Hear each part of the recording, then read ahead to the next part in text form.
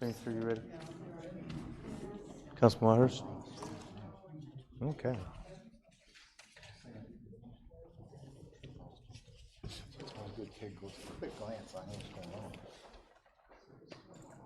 Good evening. I call the November 2021 meeting of Pickens County Council to order. I want to thank everyone for being here with us tonight.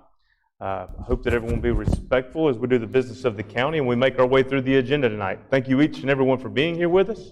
It's encouraging to see those that are bought in and care about their community. At this time, I'm going to ask Councilman Inslee Feimster, if he would, to lead us in the invocation. Before I pray, I'd like to say a few words. My wife Dorothy and I read about a chapter a night in our Bibles. Recently, we read the book of Judges.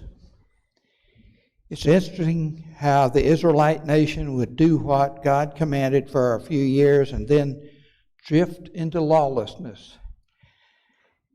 There were several cycles of this, and God punished them. And we need to think about that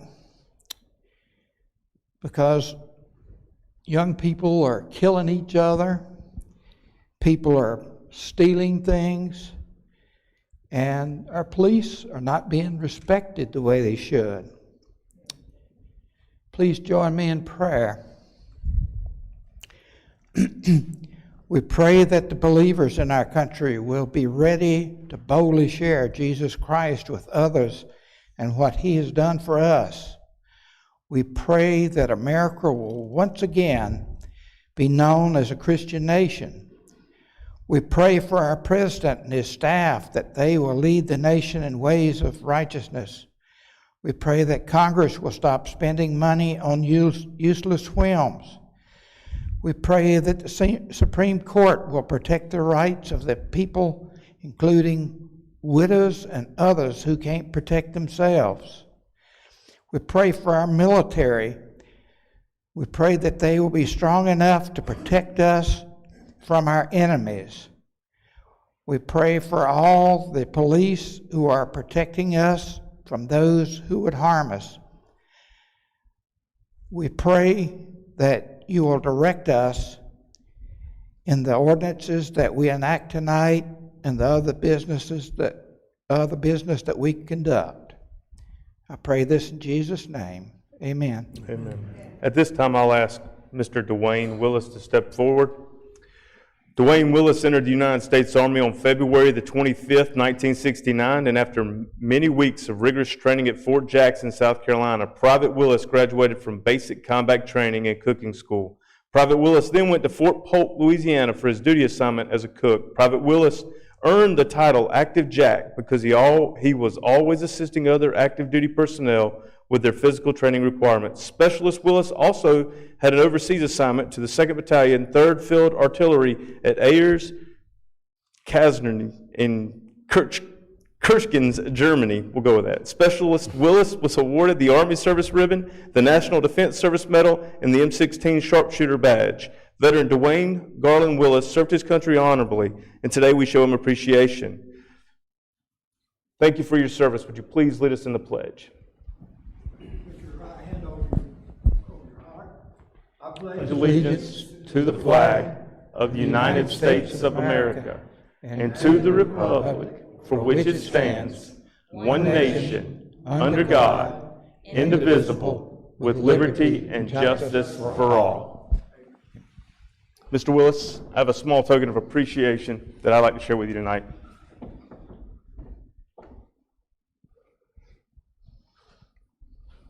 Thank you for your service to our country and to our county. Thank you.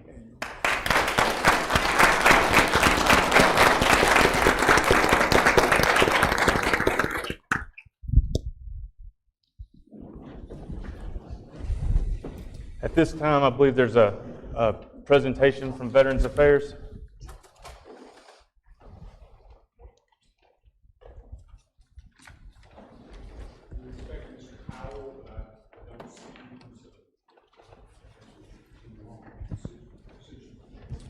Absolutely.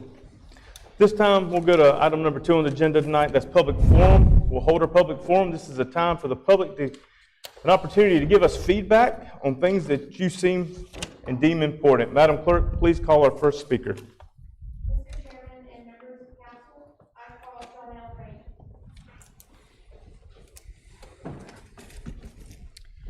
We all fall short of pleasing our God when it comes to how we handle anger. If I seem overly angry or passionate when I speak, you have not accepted the fact that my freedoms are a passionate issue for me. After hearing 4 eyewitness accounts of what happened at the October 18th Committee of the Whole meeting and looking over organizational rules for Pickens County Council, it's clear that Councilman Wilson violated Rule 4.4B, decorum in speaking. This rule states that councilmen in speaking shall avoid disrespect to a council member and any personalities. Councilman Wilson's use of the F-bomb at the Committee of the Whole public meeting, along with aggressively moving his seat to confront Councilman Seda in an intimidating way, is not proper decorum. Also, Councilman Wilson continually disrespects citizens and uses degrading and insulting words to describe those who disagree with him. He has called citizens whiny, bullies, BS artists, and liars. He even said recently he doesn't care what citizens have to say if they haven't applied to serve on a board. I presently serve on the Citizens Advisory Board for the Comprehensive Plan, but honestly, that shouldn't give me extra brownie points for you to listen to what I have to say. Citizens shouldn't be degraded because they haven't volunteered for a board. There is no one here who serves on a board that has some kind of corner on the market of intelligence or understanding. Citizens pay plenty of taxes and should have a voice that is listened to, whether council agrees with what they say or not. Verbal abuse of citizens on social media further degrades citizens' confidence in the integrity and trust of local government. Any attempt to intimidate citizens into not speaking is an attack on our freedoms. County council members should respect the rights of citizens to pursue goals and policies different from their own. They should expect criticism and satirical memes while still maintaining decorum in their conversations, regardless of whether a citizen uses decorum or not. It's clear in your rules, Chairman Bowers, that the sheriff's officer can remove a councilman for disruptive behaviors. You should indeed use that power. Disciplinary measures should be employed against Councilman Wilson for extreme lack of decorum, or it will continue or get worse. I strongly suggest that the members of this council reprimand Wilson tonight in the strongest way possible for his conduct, which is unbecoming of his elected office, and demand that he have a public apology to Councilman Seda and the citizens he has been disrespecting. Thank you. Thank you, Ms. Raines.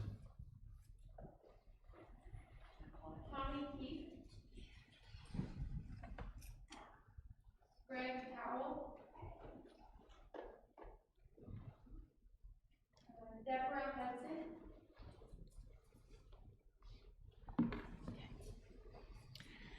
Good evening. My name is Deborah Hudson, and when I was growing up, we sang, "My country 'tis of thee, sweet land of liberty." Truly it matters what vocabulary and thus ideas are put into the heart of a child.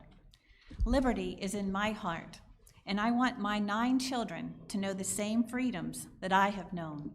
Foremost is the freedom in Jesus, my Savior, and after that, the Constitution is very important to me.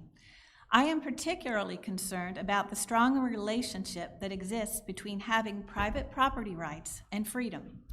I must not be the only one concerned, because over 600 citizens in Pickens County recently signed a petition asking this council to pledge to protect our private property rights.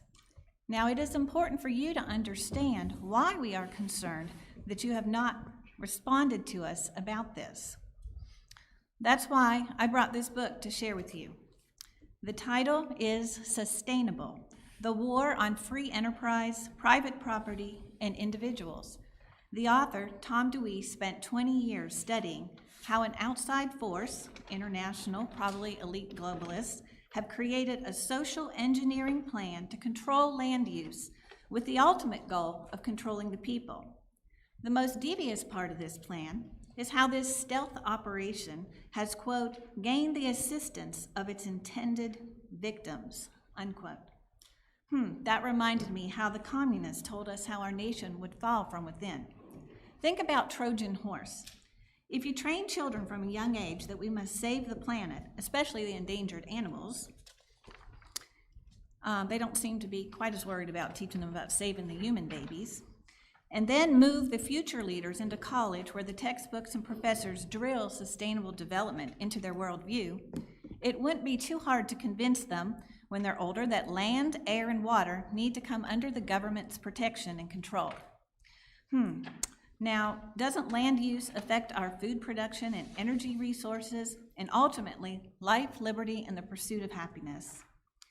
Now, I did a lot of research and reading when I attended college and grad school, but the word sustainable just wasn't prevalent. A shift in training the students must have occurred after 1992, when the United Nations published a comprehensive blueprint for the reorganization of society. Students who would work later in government, nonprofits, and all types of careers were being groomed to think like sustainability planners who would end up all over our nation holding elected or non-elected places of influence in this, in our world, especially even in small rural towns like Pickens.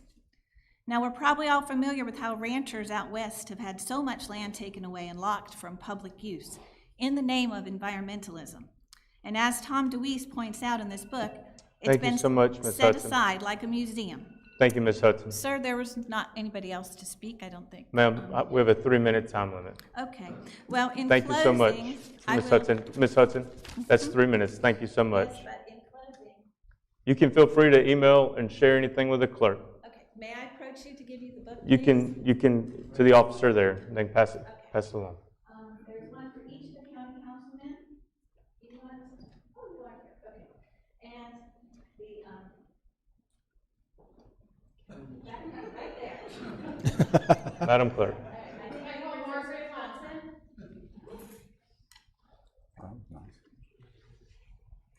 Thank you. I wanted to give all of you an update on Clemson Paul Partners and our progress.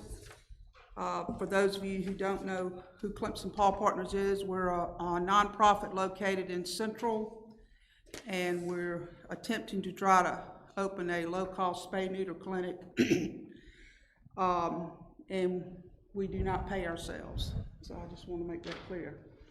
I gave you our budget readout. As you can see, we have invested $61,000 alone this year in trying to take care of animals in Pickens County and surrounding counties. I asked some other organizations if they would get me their numbers, and Speak for Animals is located in Spartanburg County. In the last 2 years, I asked them to give us their numbers for the vouchers they have submitted for Pickens County. In 2020, I think because of the pandemic and everything, the numbers were low, and up to this year, they have, for Pickens County, have spayed and neutered, it looks like 467 cats. I don't know how many we've done personally, I just didn't get those numbers. So, what's happened is since the shelter has chosen not to take cats anymore, well, that responsibility is rolled off on Rescue's shoulder, and it's very expensive. What I'm asking you tonight is we would like you to consider hiring a county vet to work at Clemson Paul Partners Clinic. Now, I've heard the argument, and it really wasn't an argument, it was just a more, I don't see how that worked with government and private entity. Well, my question to all of you, all the donations that you have given to nonprofit over the years, can you tell me where every dime has been accounted for? What that money has been spent on? The number of years that you gave money to the Humane Society, do you know where that money went to? You have documentation right here as how we spend our money. Do you get that from other nonprofits? We're in a pickle. We need some help. I hope that you will consider this at least if you do consider hiring a vet for the county and it working at Clemson Paw Partners where we will pay for the drugs, the equipment's paid for, everything like that, we'll hire another vet tech and hopefully get a part-time doctor, but you will know where your money goes to, plain and simple. Thank you. Thank you, Ms. Thompson.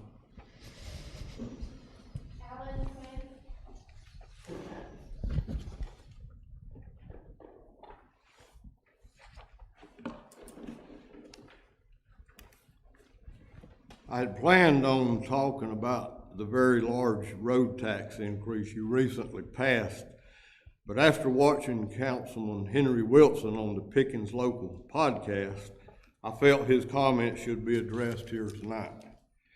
Henry stated that if you're not willing to sign up for a board or commission, you should sit down and shut up and not speak at these meetings. I come here every month to do just that and feel you need to know my history with signing up for a board, Mr. Wilson. During the last council, I did try to sign up for the Economic Development Board at Alliance Pickens at the Commerce Park. Our county administrator, Ken Roper, called me and wanted me to come meet with him at his office. During that meeting, he informed me that county council at that time decided not to put me on that board during an executive session of council, because they felt I would put too much pressure on leadership there to bring more and better paying jobs to Pickens County. Instead, they put someone on the board from Anderson County. I know I had more qualifications for the position. I have a degree in business administration. I worked for 30 years in major industry and management. I spent 10 years in the U.S. Army on high-profile missions all over the world.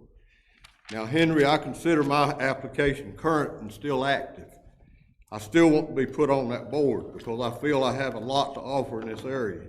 So if you can get some more council members to vote to do that, I will be glad to serve on that board and feel I have a lot to offer. But one thing is certain, I will not sit down and I will not shut up. So now I want to make comments on the recent large property tax increase for roads. It was much larger than needed in my opinion, and the tax bills do not reflect the amount paid for road tax and road tax reserve fund. These must both be separate line items as shown on the sample tax bill that I have provided you with tonight.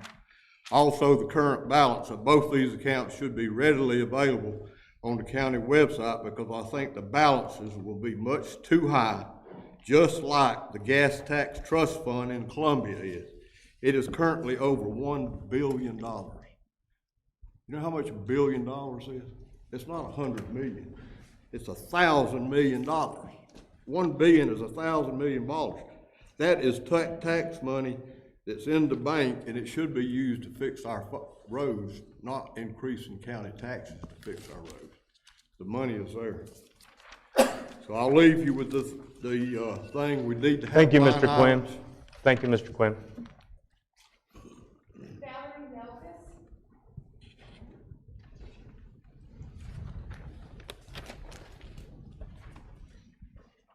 Hello again, Valerie Melkus, cat lady here again, still nervous. It's nice to see you all again. So I'm a freelance court reporting is my profession, but rescuing cats and doing TNR, trap, neuter, return is my passion. That's what I do. I've spoken with you before and given you all some brochures with some information. But today I wanted to talk a little bit about the numbers that I have done. In following with Margaret, she stated that Speak for Animals, which is the voucher system that I use when I take cats to Greenville Humane Society to be TNR'd, to be trapped, to be spayed or neutered, their vouchers are $25 a piece for feral cats. In the last year when I started keeping track, I've done 47 of these. So that adds up to $1,175. This has not all come out of my pocket. I ain't made of money, but I've helped others in the community. I have contributed as well. But I mean, that's a lot of money. And it would be great if we could put that money into something in Pickens. Something in Pickens County. Speak for Animals said that they have funded 467 cats in Pickens, which is amazing. And 47 of those are mine, or I was involved with, which is exciting. But if we had a closer location to take them to, instead of going to Greenville, that number would be so much higher. I mean, 47 is peanuts when you're talking about feral cats. I'm still proud of it, but I wish it could be more. In addition, 47 cats equals 47 trips, round trip to Greenville Humane Society. That's 47 miles round trip. That equals 2,200 miles in the car to get these cats fixed. So, for example, at the end of the year, I'm able to write off my mileage for my job. If I were to do that with this number, the 2,200 miles, it would be $126,500 that I would get back for gas mileage. I mean, that's a lot. So just to give you an idea of that, but I hope we can keep talking about this, and thank you for listening. And yeah, let's get a vet for Pickens County. Thank you. Thank you. This concludes the public forum. Thank you, Madam Clerk.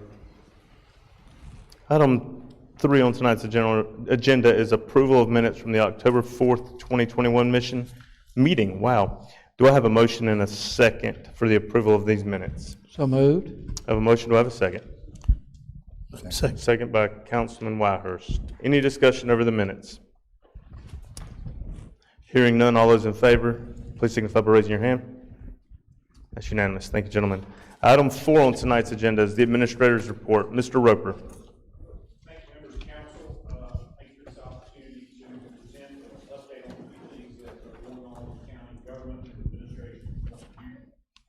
As I've done for a few weeks, few months now, I want to start talking about our COVID update. As you can see there on the chart, on the right-hand side of the peak that's been falling off on the right-hand side, that's the number of COVID cases, the active rolling number of COVID cases according to DEC in Pickens County. You can see that it's thankfully starting to come down. We did reach a grim milestone this past month during the month of September 18th. We had 30 COVID deaths in Pickens County. That was an all-time high. And it shows you how quickly and how severely the Delta variant, I don't sound like I'm an expert on that aspect, but nevertheless, 30 deaths in Pickens County in 1 week was a sobering moment. And so we want to just encourage people to continue using all in caution. You can see dark blue up there is considered still a high incident rate. Fortunately, some parts of the state are starting to see that incident rate go down to moderate or to the one that's below this rate. So we're trusting and hoping that we're seeing a dip. Still encourage people to talk to their own care providers about whether or not vaccines are a choice for them. Vaccines are available in different locations right now. The county is about to stand up a vaccination clinic again ourselves and mostly our first responders. Look for details on that. Another matter I wanted to update you on, and you may have seen the truck when you came out, came in the building today. Our pothole truck, which is other than its primary duties, we've repurposed it as an advertisement for our website, fixingcountyroads.com. If you go on fixingcountyroads.com, you'll see 3 different things. One is in the lower lower left-hand corner. You'll see I'm zoomed in there. A tutorial on how to use it, how to report a road issue on a county road. One neat thing about this app that you will see on this webpage is that it won't let you report an issue on a state highway. That's a confusing thing a lot of times. So the app won't let you do that. It will only allow you to report issues on county roads. You can report potholes, you can report drainage issues, you can report trees down, all with the aim of getting information to our roads encourages people quicker so we can make sure that our roads are being repaired. More long-term things are also available on fixingcountyroads.com. You can look and see what we have just completed paving on. It's color-coded to let you know when we're planning on paving another street near you. The darker the color, the the more soon it will be done. And as we are able to make collections through the tax process, and as we're able to do the engineering plans, we'll add more and more roads at home years. You should see this expand so people can see their money going to work. We do not want to fall into a habit that maybe we see other governmental entities falling into, where they raise a rate on something and then you don't see a tangible benefit. So this is one way we want the public to look on fixingcountyroads.com and watch us as we are making progress. You're welcome all feedback through that portal. Another thing I can say to the side, and it is coming up here in a moment in the report as well, is we're looking at a similar portal that we can do in-house for litter reports. So look for that in the coming weeks. One of the things that we did this week, and you all will remember several months ago when we did a replacement at Stonewall Creek. Stonewall Creek was the subdivision that was completely broken off from outside over on the other side of Easley. And we had to coordinate with emergency officials, with schools, with the local HOA. And we just did a similar project on a smaller scale on Aaron Lane. We were able to replace that culvert on Aaron Lane and restore service to some folks who, you can't see it in these photos, but they had to come around, get a little temporary footbridge, and they had to park across the road from the creek. So we accomplished that in 3 days and feel really good about it. Look for a video, a time-lapse video. We set up a camera, but we're still making some edits on it to make it clear. To be out on social media in the next few days so you can see our Roads and Bridges guys doing what they do best, which is bridges and culverts. How much money do we save by doing those kind of projects in-house? Well, it's I think on the Stonewall Creek one, we estimated it was about $100,000 just by doing it in-house, doing the engineering in-house, ordering all the parts in-house, and doing the mobilization and the construction in-house. This will not be as much because it's a much smaller project, right, but we still save a significant amount of taxpayer dollars by doing it this way. The thing there, Mr. Chairman, that's important is this is a competence that's been built in our department over years. Our bridge progress, our culverts, those sorts of things, I think we can do as well as anybody out there. So it's always nice when we do that and save taxpayers money. Look for a similar project to be coming in the next couple of weeks on Old Davisville. Old Davisville, we've been waiting on the box culvert to come. We have to order that big concrete piece. It's coming to us, and when it does, you'll see us do the same thing on Old Davisville. I'm very proud of our Roads and Bridges guys for the work they do out there. Wanted to update you, remember County Council created 2 brand new positions for environmental or litter enforcement. Those positions have now been commissioned by you at your last month's meeting. They've also been sworn in by our local magistrates.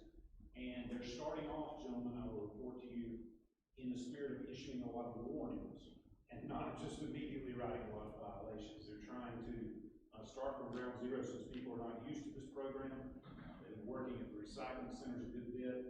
You can see what they've done, though, just in the statistics we gathered in the 2 weeks that they've been activated. They've given out 59 tarps to people who had unsecured loads.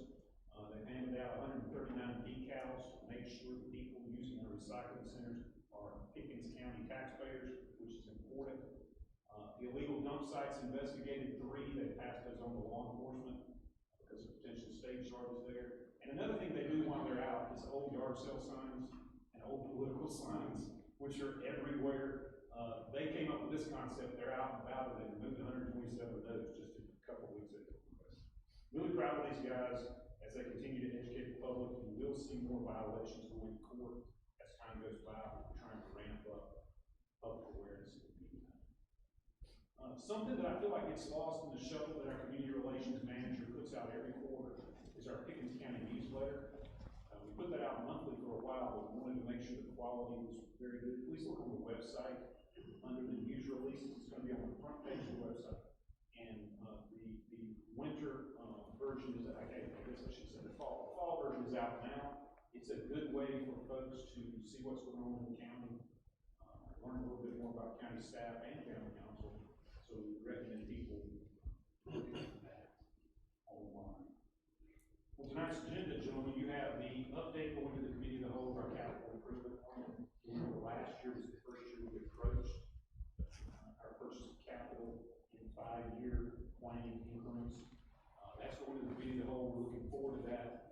discussion coming up in a couple of weeks, we can update you on how we've done ordering capital thus far, and what we envision for capital out of our normal operating budget, and perhaps how that can be supplemented somewhat in critical needs areas of our department. So we're looking forward to that conversation in the coming days. Gentlemen, before I conclude and ask if you have any questions, I would ask that on tonight's agenda you add one matter. You're scheduled to go into executive session tonight to receive the update. I would ask that you also add to the agenda, if it suits you all, a legal update related to the solid waste department, so that we can continue to review that in executive session. That concludes my prepared remarks, unless there are any questions. Any questions for Mr. Roper? Councilman Whitehurst. You know, you and I have had several discussions about the tax for the road. Yes, sir. And I like what Mr. Quinn had brought up here, having the road tax on the bill. Is that something we can we, I know we've been trying to figure out how to make this so that it is separate and it is not everything that can be touched by another council. Is this something we can do? It's something that we looked at doing, as a matter of fact. We considered that an idea before the tax bills were printed. But there's an issue with the vendor formatting the page to get all the information on it. We didn't feel like we could do it this year. We still think that would be a good idea. So next year we can change the font. It needs to be reformatted as late as we can. Okay, is it something we need to ask you to do, or is it something that to ensure that it's If we do that, but we were planning on doing that. We would have done it this year, but we've already been a step into the printing process. okay? Okay, good. Is this something we could do during the budget session, as we're going through the budget and working on the budget for next year? Would that be an appropriate time to look at line item and things out? Yeah, it certainly would, Mr. Chairman, and as a matter of fact, I think we'll have some more recommendations to make at that time to follow Mr. Whitehurst's question about things that we might want to do to make the reserve fund more transparent. But it's not just the reserve fund, It's not. because there's two amounts there. It's that total amount that I want to essentially put into a real true lockbox, you know, and legally, whereas councils can do stuff, I want to make it as difficult as possible to take that money and use it for something other than the roads in Pickens County. Completely understand. And you're working on a plan for that. Yes, yes. The annual appropriation amount in the budget will be a little trickier, but the ordinance already says it can already be spent on revenues, so we feel confident about that. Okay. Yes, sir. Any other questions for Mr. Roper? Mr. Chairman, Councilman Staton. plastic vendors are no longer buying our discarded plastics. I think you told us that a while ago. Have you been successful enough in narrowing the plastic collections to bottles and jugs so that the vendors are buying them again? Successful enough is an interesting way of putting it, because it will be a process. The vendors coming back out to rescore us this week, and so we'll have a little more data then on how the vendor scores our plastics. And Mr. Saban, thank you for bringing attention to this. We need people to follow the instructions on the side of the container that says plastic bottles and jugs. We need them to follow the flow chart we put on social media. As a matter of fact, handed out to some people I have, as well as the delivery enforcement officers. This has threads on top. If it doesn't, it goes in the garbage. That's not our choice. That's what the vendors will buy from us. So at this point, they're not. At this point, they're not buying them yet. At this point, I am not as happy with the success as I had hoped to be as we continue the public education campaign, but they are not expanding that. Okay, some of the data you gave us in the past was that it cost about $71 a ton to move plastics from the center to the MRF, and $110 to process the plastics up at the MRF, and then $44 to cart them off to wherever they go. That's $225 a ton. That's much more than just about anything we do. I would imagine that you're only accepting bottles and jugs now. The volume is actually going down, so those costs are coming down. Do you have a sense of how much money you're saving yet? We don't have a sense of that. We're looking at that scoring this week, and we're looking at gathering some data from you all. Okay. I would like to tour the recycle centers too, if that's okay. Thanks. Also, there's a plant in Oconee County that's expanding doing processing.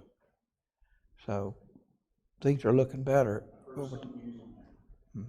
Any other questions for Mr. Roper? Thank you, Mr. Roper. Hearing none, we'll move to item number 5, which is our committee report. The Committee of the Whole met in the main conference room here on Monday, October 18th. Log number 166, there was a 2021 recreation funding request from District 3. Councilman Seda made a motion to approve the 2021 recreation funding request for District 3 for the Long Shoals Recreation Area. The motion was seconded by Councilman Feimster, and it carried 6-0. This does not need a second as it comes out of committee. Is there any discussion?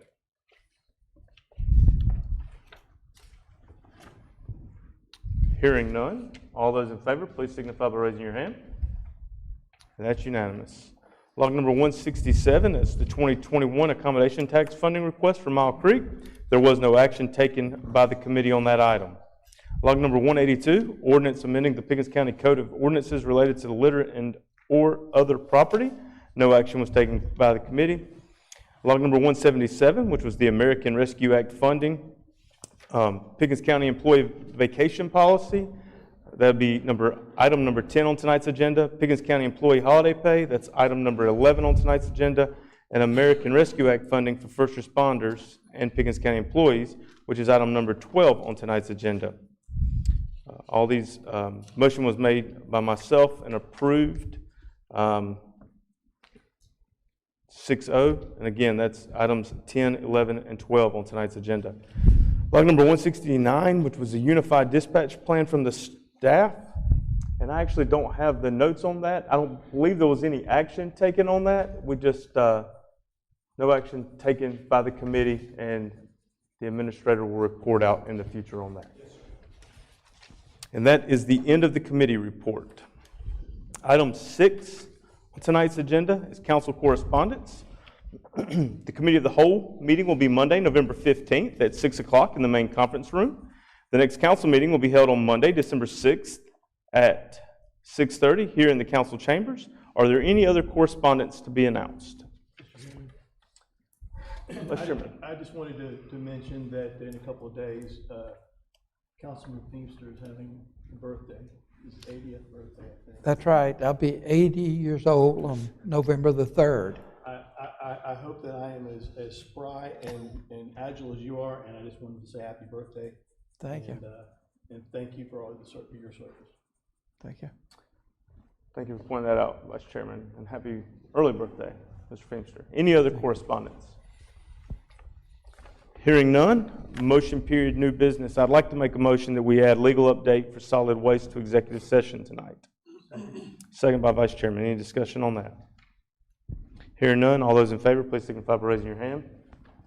That's unanimous. Thank you, gentlemen. Any other motion period? Councilman Whitehurst. Yeah, I'd like to make a motion to add to the consent agenda to put in the committee of the whole a discussion about the Paul partners in the county vet, and that whole discussion about what direction we're going to go in that and how we're going to address that problem. So I have a motion that we add Clemson Paul Partners and vet to the consent agenda tonight. Yes. Do I have a second? Second by Vice Chairman. All those in, any discussion? All those in favor, please signify by raising your hand. And that's unanimous. Any other new business or motions tonight? Mr. Chairman, since the focus is on EMS concerns, which I think is important, I'd like to bring up another item that I think is important and we should look closer at. First, a little background to my motion. The government changed EMS medical control last year, and the annual contract went from $15,900 to $46,000. I asked why it went up so much, and I was told different things from different people. But basically, the person that actually had the contract, he didn't put his application in on time. Others said that he did put it in on time, he wasn't chosen. So, Councilman Seda, this is motion period, new business. Do you have a motion for me at this moment? I am getting to the point. No, but... Okay, here's my motion. I'd like to add to the consent agenda to have the committee of the whole review what happened with the medical control contract, with the idea of possibly opening up that annual contract for rebid in January. So the motion tonight is have it added to the consent agenda, the process for the medical control contract, and then be opened back in January. That's your motion. Yes, I'd like to go to committee to discuss what happened. So Go to committee, discuss what happened. Do I have a second on that? I'll second it. Second by Councilman Whitehurst. Any discussion on the motion? Yes, let me explain what I was explaining. That's what I was saying. We changed medical control. The cost went from $15,900 to $46,000. I asked why it went up so much. I was told various different things. The guy that had the contract didn't put an application in. Some said he did. He wasn't selected. It was very unclear. When you talk to people about it, the general feeling was that the process was not transparent and fair. I have no idea. But I do think we should actually look at it and review it and determine what happened with the idea of possibly rebidding that contract in January. All right, I have a motion, a second. Discussion. Any other discussion? Councilman Whitehurst. I'm just trying to, as I think through this, this is a contract. Yeah, it'll have to be, we'll have to go to executive to discuss it. My question is it may not, if we have a question about a contract, I'm not sure where we have that discussion, because I think committee will be the appropriate place, but we'll have to go into executive to discuss the contract. if the meat of the contract between parties, but I don't think it's a problem discussing that in a committee as a whole. I agree with this, much open as possible on that. The process, I believe we can discuss in public, but when you get into the meat of the contract, I believe we'll have to go into executive if we get down that path. Okay. I guess my question is, did the council vote on that contract? And those will be things we'll go through during that meeting. Yeah. Any other discussion over this motion to add this to the consent agenda tonight? I think it's a great idea. All those in favor, please signify by raising your hand. And that's unanimous. Thank you. Any other motion period, or anything else during motion period new business? Hearing none, item number 8 on tonight's agenda is the State Aeronautics Commission presentation. Mr. Chairman, I apologize, I looked down. We're delighted to have with us a representative from the State Aeronautics Commission, Mr. Skeets Cooper, who is known to many of you through many years with Pickens County, to update us on what the State Aeronautics Commission is up to. Thank you, Mr. Chairman, Council. As some of you may be aware of, first of all, my name's Skeets Cooper, South Carolina Aeronautics Commission, representing the 3rd District of the state of South Carolina. I have 9 airports that I work with, and our goal and our project is to foster through education our airports in the state of South Carolina, which we have 58 public use airports that is open to the public. Some of you may have received a letter or heard something a few months ago about security at our Pickens County Airport. Well, I was a director at the airport for 11 years back yonder, and we have very good security at the airport. And since that time, when that was brought to me, I went to the airport administrator, and I went to the Pickens County Sheriff's Department, and went to Liberty Police Department. Since the airport is in the city limits of Liberty, and they were doing what they were doing years ago. They were patrolling, and I am happy to report that through the findings that I have had through all of the airports in the state, the Pickens County Airport is about as safe a place that all of you would like to have your house. We have had 3 reported incidences at the Pickens County Airport to law enforcement since 1989. I don't think your community is much safer than that. But since that time, I did talk with the Sheriff's Department and Police Department. Since September the 1st until last night, the airport has been patrolled by the Sheriff's Department or the Police Department 262 times. They have rode through and checked on things. So I can assure you that your airport administrator, the Sheriff's Department, and the Police Department has done a very good job in making sure that our airport is safe and secure. Now then, that's the business. Now I want to commend Pickens County, the council, the one that's present, the ones that's in the past, for the support that you've given your airport. It's not true in all communities. We have communities in the state that's got airports that to get enough money to cut the grass, it's like pulling hen's teeth. It's just almost impossible to get money to take care of anything. Just so you know, the 58 public use airports in the state of South Carolina, according to a study done by the state in 2017 and come out in 2018, the airports have an economic impact of $16.3 billion to the state's economics. That is very, very commendable for a state our size. Pickens County Airport has over $6,759,000 economic impact on our county. And I appreciate the council supporting the airport in the way that you do. As on the state commission, we work with the airports to get funding for new projects, for maintenance projects, and things like that.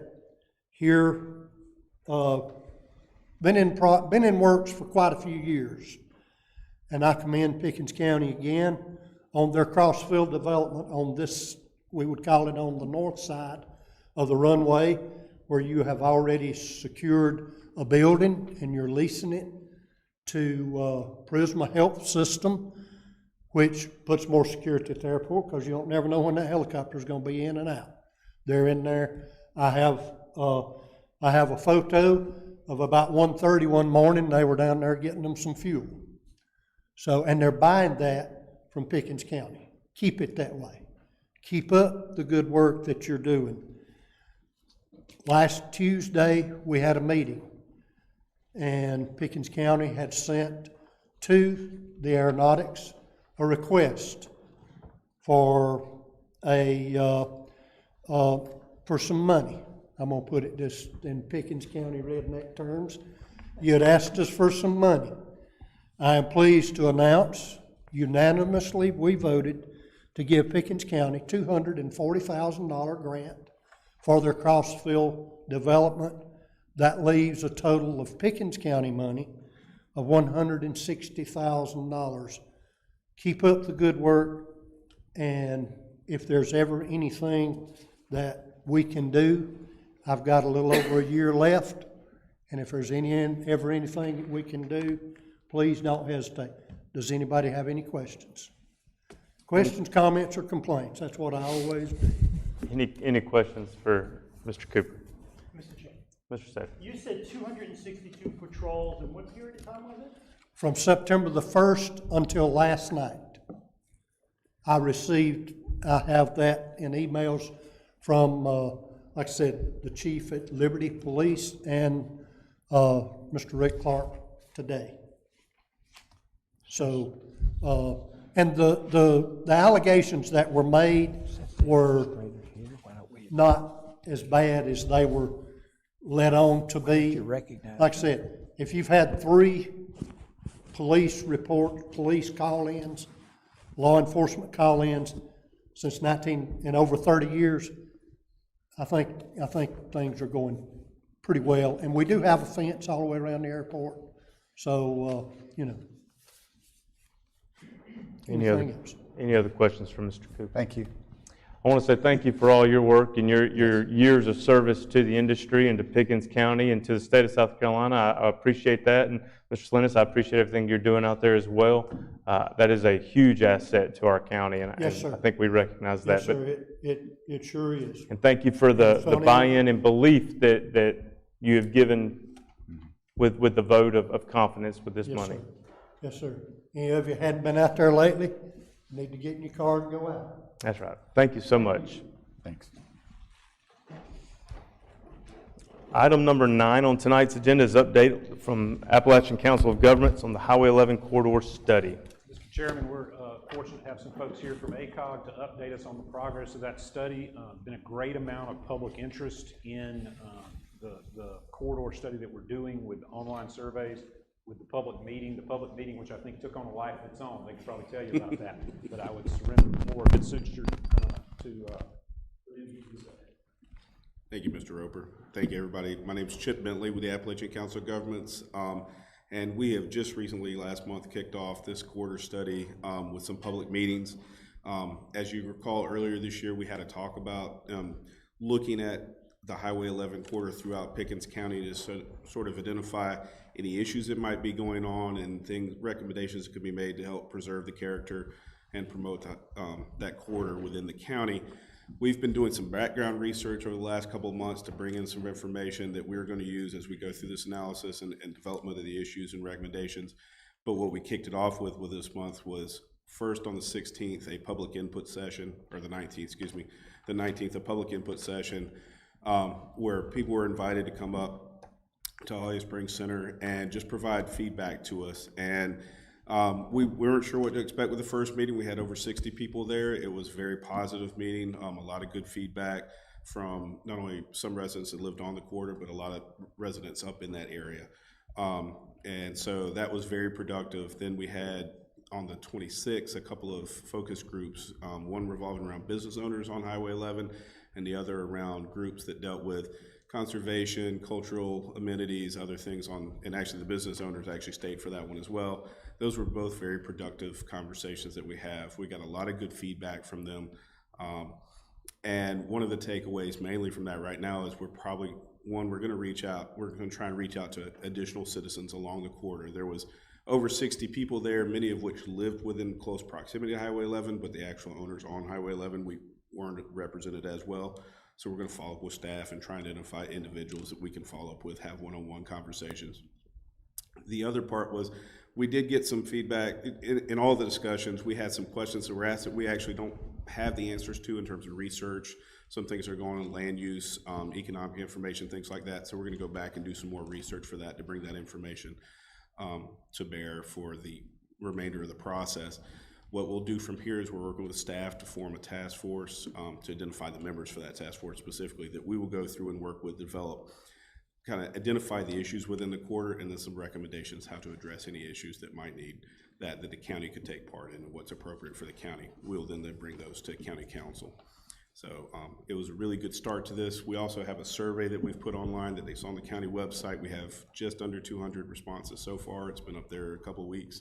So that's been a good start to that. We hope to get that promoted some more and keep getting feedback on that. But that's where we are right now. Just want to kind of give you a heads up on that and answer any questions y'all might have. So thank you for coming tonight and giving us the update. Now, is there another public meeting session? So there is not right now. We're going to try and do some follow-up with individuals that were identified at those public meetings that we should maybe reach out to.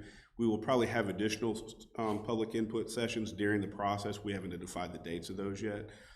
These were the initial ones to get feedback. We do hope that survey is going to give us, we have 185 responses right now. Within 2 weeks, we had about 60 plus at the initial open public meeting, and then the focus groups had some of the same people. We added a few more. The survey gives us a lot more feedback from people. It kind of gets you a wider spread, so we're hoping to get some of that. As we go through this, we'll have different public meetings at different points to kind of report things out and take input from people as we go. So when you set dates for future meetings, if there are future, what's the best way for the public to know about those and that they're occurring? So we've been working with staff for them to get them out through the county's Facebook page, through the county websites. We'll try and make sure it's posted up at Holly Springs Center and different things. Checking with the county is going to be the best way to do that because we're trying to make that conduit because we think that's the best way to reach everybody. Thank you. Any questions? Yeah, I'd just like to make a comment. This Highway 11 corridor is solely in my district. So I want to just explain to the public why we're doing this and why we're asking the questions.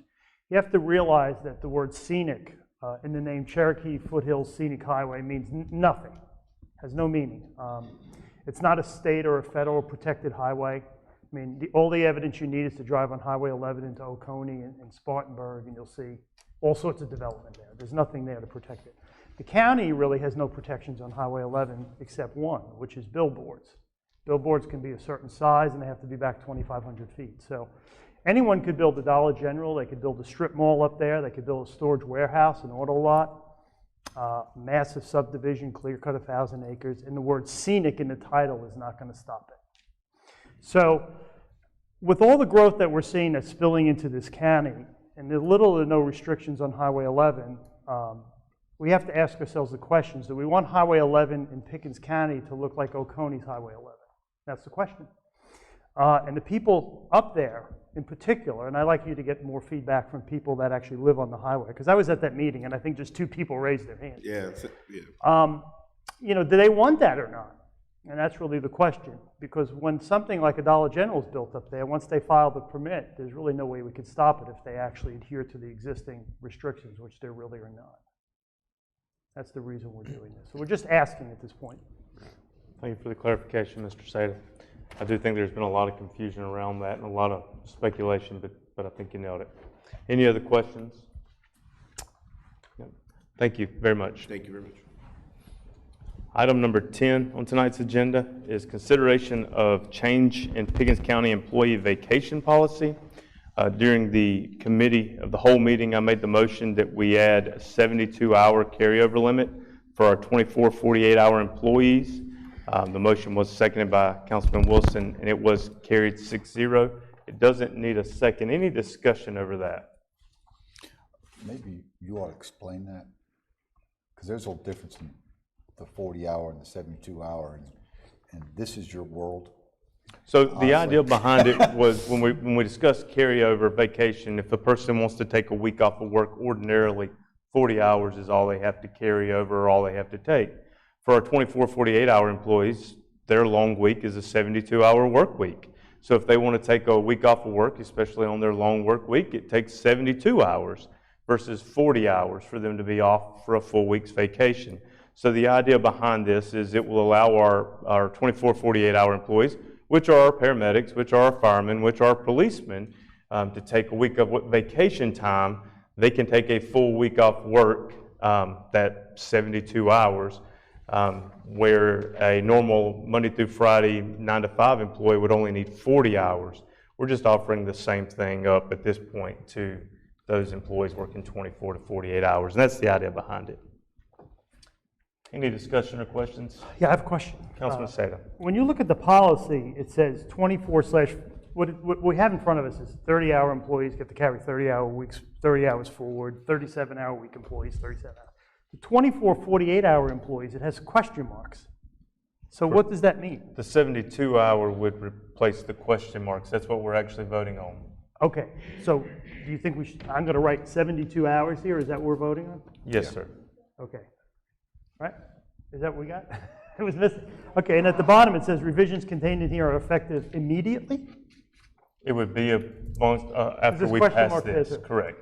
Yes, once you pass it, we'll be active. Okay, so effective, We've actually prepared a letter for the employees tomorrow morning.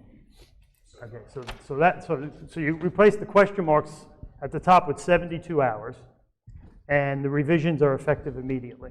Correct. Okay. Today's date. Any other discussion or questions? Hearing none, all those in favor, please signify by raising your hand. And that's unanimous. Thank you, gentlemen. Next on tonight's agenda will be item number 11, consideration and change in Pickens County holiday pay policy. If you'll remember, also coming out of the committee report, Pickens County holiday pay. Our part-time staff is not eligible for holiday pay, the way the rules currently read. The motion was made and seconded that we add part-time to where it would read eligible full and part-time employees who work on a holiday will receive holiday pay in addition to their regular pay for the time worked. Again, this typically affects our public servants, our fire, our EMS, our sheriff's department staff, our dispatchers. That's who this really affects, and you can't get a part-timer to come work when they know the guy they're working beside, unless it's the goodness of their heart. But the guy they're working beside is getting holiday pay, and they're not. So why would they want to give up time with their family? And I think this was an oversight. There was no intention, ill will, or anything like that. I think it's a clear up. This also is an item that came out as part of the discussion we've had about emergency services as a whole and some ways that maybe we need to change as a county. So that's where this came from. It came out of committee with a motion and a second and voted on, so it does not require a second. Any discussion on this? I think you explained it well. I think what the public would need to understand, this is really to help the full-time people because they can't take a break and spend any Christmas with their family because we can't get a part-time person to come in for that rate. And so those guys never get to spend any holidays with their families because we can't find people to go and replace them. And this will let it be more of an incentive for people to come in that are part-time to give our full-time people a break on those holidays so they too can spend time with their families. Any other discussion or points of clarification? Hearing none, all in favor, please signify by raising your hand. That's unanimous. Thank you, gentlemen. And then item number 12 on tonight's agenda is consideration of American Rescue Act funding for first responders and Pickens County employees. This came out as a recommendation from committee again.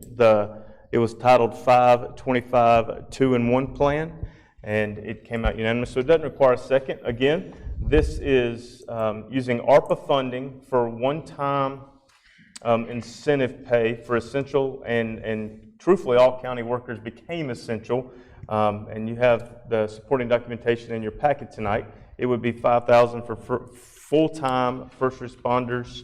It would be $2,500 for part-time first responders that are eligible. It would be $2,000 for full-time county employees, and it would be $1,000 for part-time county employees that are eligible. Any discussion or point of clarification on this item? It excludes county councilmen. It does exclude county councilmen. We did make that clear. Any other discussion? Hearing none, all those in favor, please signify by raising your hand.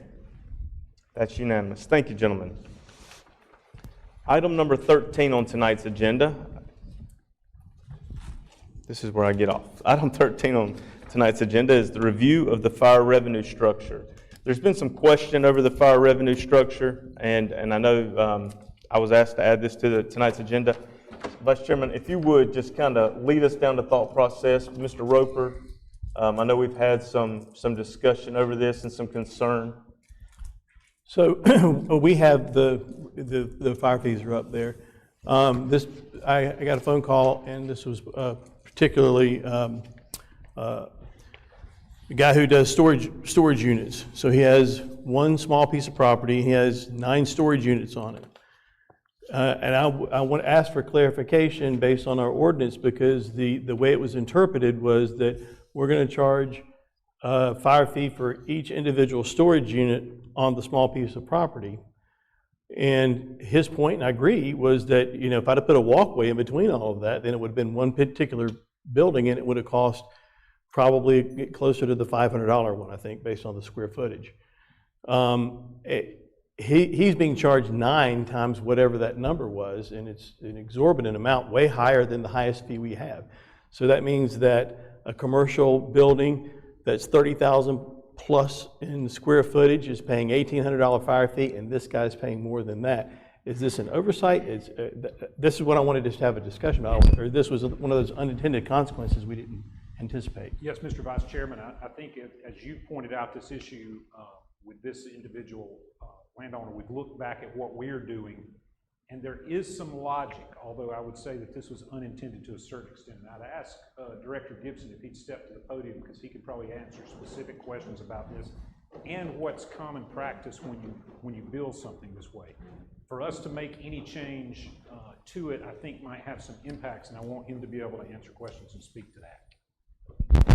There is a possibility that could have some negative impact on the budget, because when we set our budget, we based it on each individual building being built. There is some logic, Mr. Vice Chairman, to your argument there, that if they all been put in one building, that they probably have capped it about $1,350 in this particular instance for this landowner. We've got a lot of those mini storage warehouses in our area. We've got a pretty good sized one there near the Anderson-Pickens County line, and I think if we carve that out, there is some ramifications there for the budget that we would have to take into consideration. Excuse me. We also have a large industrial type setting there on 123 that is huge, that would take a pretty good impact on the budget as well if we went with this same mentality. So I think that to go to the individual building or stay with the individual building is the way to go, because the way we've always done it historically. So I'm going to address this to council. So, Mr. Chairman, if you don't mind.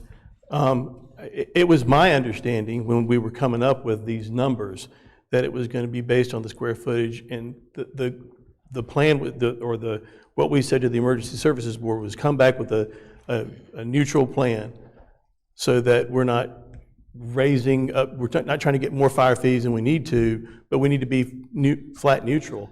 So is this a flawed system? Because it was my understanding based on the ordinance that it was going to be based purely on square footage, not number of buildings. So then my question would be, so if I build a utility building out back of my house, I'm residential, am I going to get charged 2 fire fees because I got a utility building back there plus my house? No, sir. What's the difference? Because that's commercial. Your home would be residential. You pay it on your primary residence. Commercial has, even under the old fire fee schedule, it was based on square footage, even then.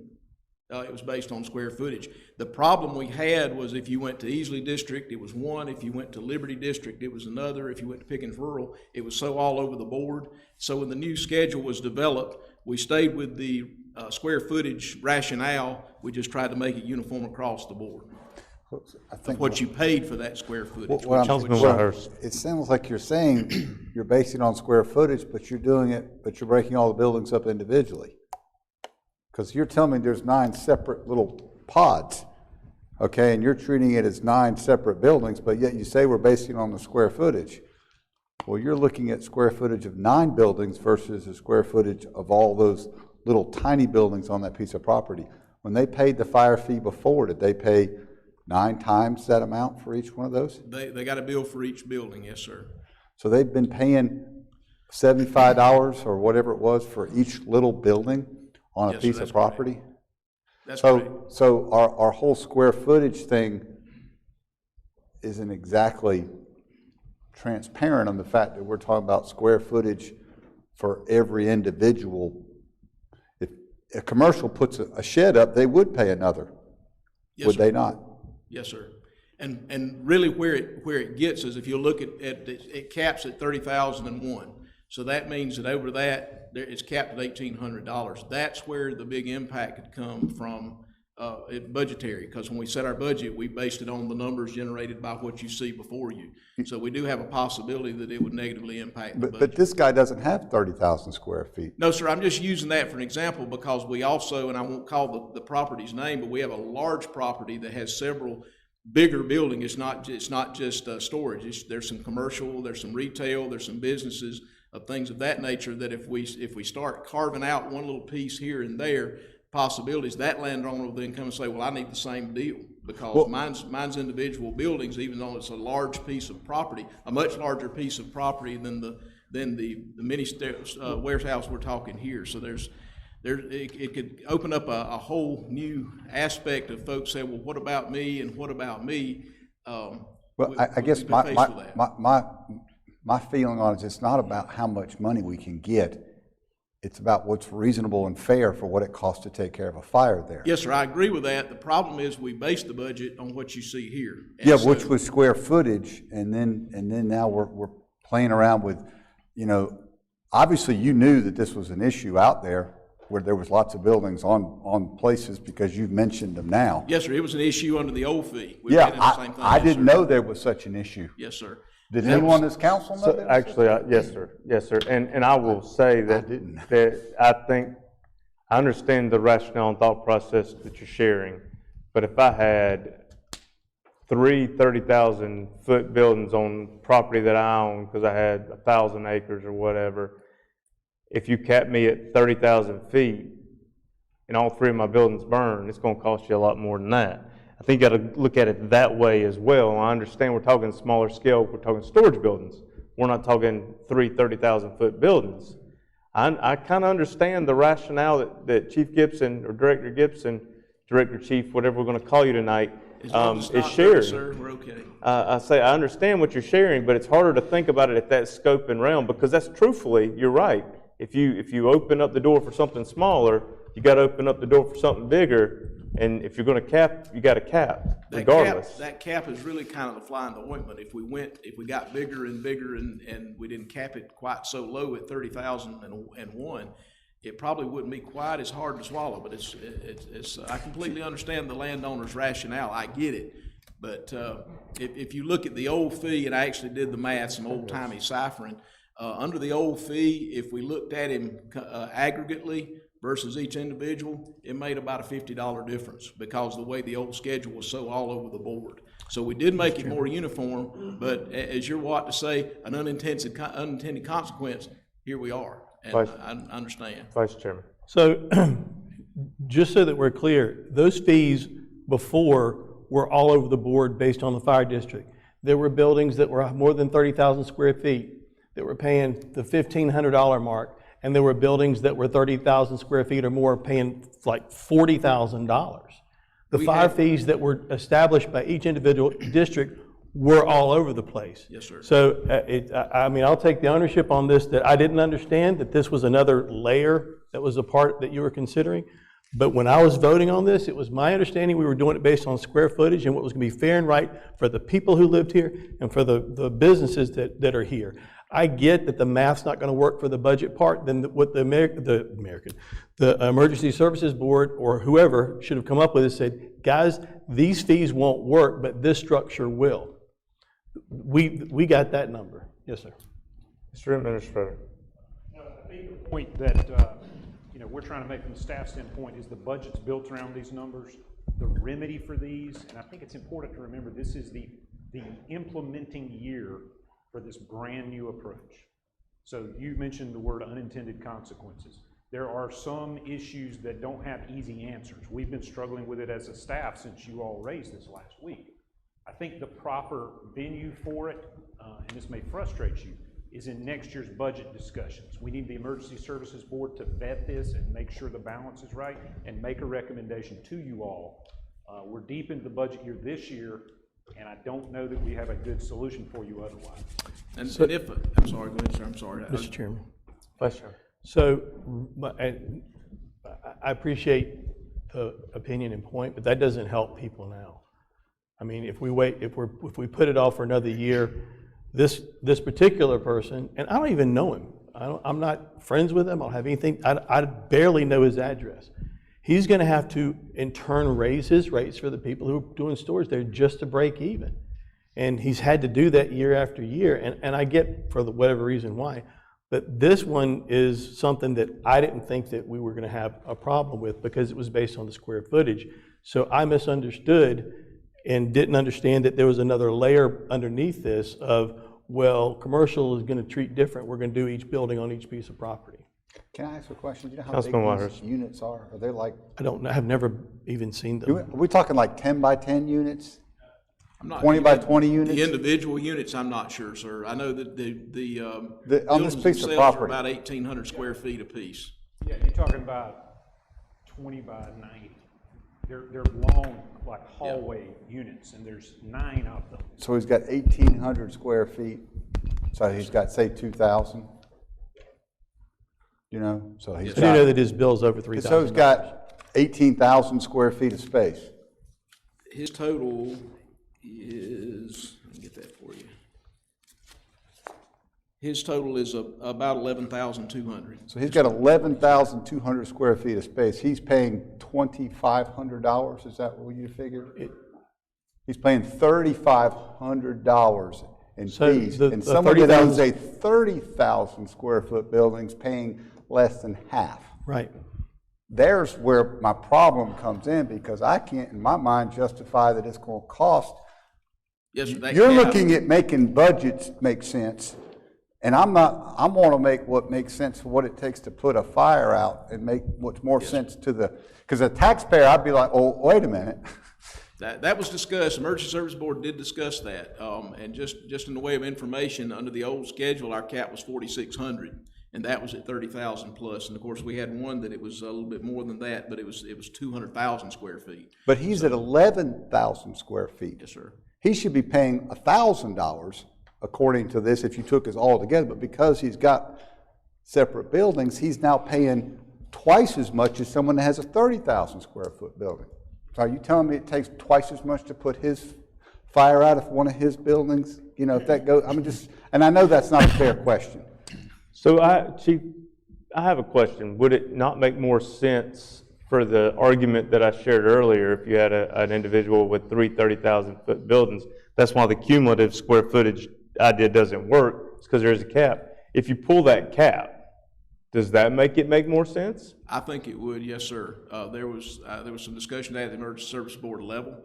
I think that there was a concern there to make it more palatable to the public. Well, it could be anything. It'd go up to anything. We know it's got to be controlled. I think there should be a rationale to where, based on that square footage past that mark, it goes up a percentage or what have you, instead of capping it. I think the cap is really what's doing this, because by Mr. Whitehurst's rationale, it does not make sense to cap it at 30,000 square feet in one. Mr. Chairman. Councilman Sanders. 2 years ago, the council went to this, eliminated the fire boards and went to a universal, centralized fire system with universal fees was one of the goals, right? You went to a universal fee. There's going to be winners and losers when you do this. I don't think there's any way around it. I mean, I'll give you, if we want to start complaining, Rocky Bottom, they're paying $45. Their fees have gone to $90 to $230. They're paying 2 times to 5 times more than they were paying. They don't even have a fire department. Let's talk about complaints. There's going to be winners and losers when you go to a universal fee system. And believe me, I'm not a fan of it, but it was done. If we start picking and choosing every one of these things, if we're going to do this, I'm going to bring up Rocky Bottom and say, hey, they pay them just as much as everybody. They don't even have a fire department. So I think we just have to, maybe tweaking it, but I think we just need to accept that when there was the decision to go to universal fees, there were going to be winners and losers. There's no way around it. Mr. Councilman Wilson. I don't think that we have any of the details that we would need other than the generality that it would affect the budget. My proposal would be a motion that we review this at the committee of the whole meeting and be provided with the details associated with the impact that you're talking about if we were to make a change associated with what would be aggregated under that first 3,000 square feet or whatnot, whether or not they're combined. If you're talking about a 3 to 5% variation in the budget, that's something that should be discussed. If you're talking about a 1% on the margins that has an overall impact on 40, 50, 60 people and their viability as a small business owner, I think that that's something that we need to better understand. So setting aside the generalities of it, for me, I'd make a motion that we move this committee to the whole. We have some aggregate details associated with what you're talking about. And then, if it is one of those things where there's almost no answer to it, then it is some people are going to win, some people are going to lose. If I were living in Rocky Bottom, I would want somebody to show up when I have a fire. Even if I didn't have a fire department, and I'd recognize that the risk associated with fire being a remote location would be difficult. I just happened to have a fire in my business on Friday, and 6 trucks showed up and saved my business. All the 20 folks or so that worked for me saved their jobs. Billing on a fire fee would have been worth the investment that I would have lost under those circumstances. So I think that there's a sensitivity, once you've experienced that the fire fees certainly bring you back an incredible amount of value just as an investment as a small business owner. Setting that aside, what we're talking about sounds to me kind of unfair for this guy that has this little storage building business, particularly based on the revenue that you can generate in the storage building business. So can we please just get more details and maybe move this thing to the committee of the whole? So I have a motion that we add this to the committee of the whole. Do I have a second? I'll second. Second. Discussion on this motion. The only thing I want to make clear is my argument isn't, or the debate to me isn't about winners and losers. When we first came on board, I will never forget sitting at a meeting with Ms. Raines and a lady standing up saying, why am I paying more than the person across the street from me, and I live in a smaller building than the person across the street from me? And because that's where the dividing line was. So the winners and losers are going to be the ones that are based on the fee structure as it's set from the whatever point to whatever point based on the square footage. It's a math problem, if you ask, in my opinion. On the residential side, my argument is not to change that, but on the commercial side, perhaps it makes sense to add another layer for the cap, or I just think I was under the impression that we were basing it on square footage and not on number of buildings, because then it gets into we also did chicken houses, and we also did all kinds of strange things before. Just because we did it before doesn't mean that we have to do it again. So I just want to, my goal is that it's fair and equitable to the people who live here and to the businesses who live here, to Councilman Whitehurst, Councilman Wilson's point, that when there's a catastrophe and a fire, we've got the services available to them and they can get there and we can make it affordable for everybody. Can I make a point? Councilman Whitehurst. Let me apologize first, because I'm about to fuss at you. Because part of the Emergency Services Board is to help us to make these decisions. And you said it was a conversation. Apparently you knew about it. I don't think anyone else on this council knew about it. Part of us coming up with this stuff is to that's the point of that board, is to go in there and go through the details. And apparently they knew there was issues. We have to know those issues because this comes back to bite. And now we're in a situation where I'm looking at it and I feel kind of foolish, you know, because I've got one poor guy who's paying twice as much as a person who has 3 times the amount of square footage on his property. I have to be able to explain to voters why I voted for what I have, and I go by the information that I'm relying from you. So I would just ask you in the future, please, let us know these things as you're discussing this stuff so we can make intelligent decisions for the taxpayer. So the motion on the table is to move this to committee with you bringing back further information for us to have further discussion.